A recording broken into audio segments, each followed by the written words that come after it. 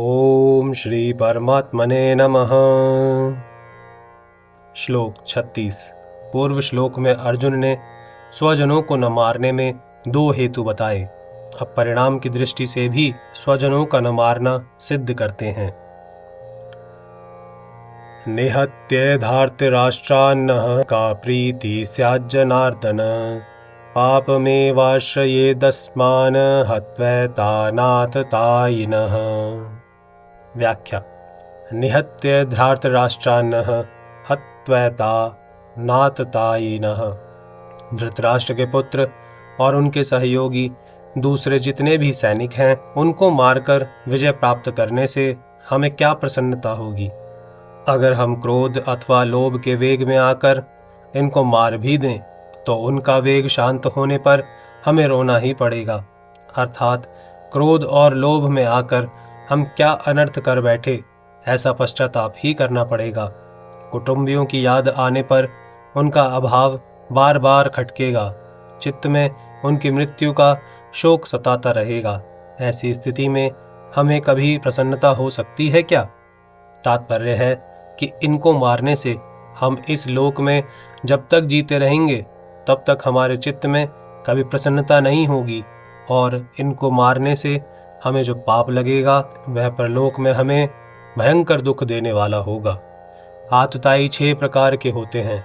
आग लगाने वाला, विष देने वाला, हाथ में शस्त्र लेकर मारने को तैयार हुआ, धन को हरने वाला, जमीन राज्य छीनने वाला और स्त्री का हरण करने वाला।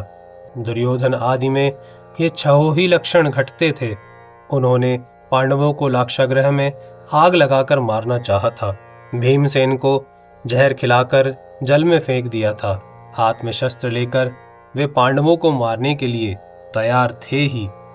द्यूत क्रीड़ा में छल कपट करके उन्होंने पांडवों का धन और राज्य हर लिया था। द्रौपदी को भरी सभा में लाकर दुर्योधन ने मैंने तेरे को जीत लिया है, तू मेरी दासी हो गई है आदि शब्दों से बड़ा अपमान किया था, और दुर्योधन आदि की प्रेरणा से जयद्रथ द्रौपदी को हर कर ले गया था। शास्त्रों के वचनों के अनुसार आतताई को मारने से मारने वाले को कुछ भी दोष या पाप नहीं लगता। नातताई वधे दोषो हंतुर्भवति कश्चन मनुस्मृति। परंतु आतताई को मारना उचित होते हुए भी मारने की क्रिया अच्छी नहीं है। शास्त्र भी कहता है कि मनुष्य को कभी किसी की हिंसा नहीं करनी चाहिए। न हिंस्यात् सर्वा भूतानि, हिंसा न करना परम धर्म है। अहिंसा परमो धर्मः।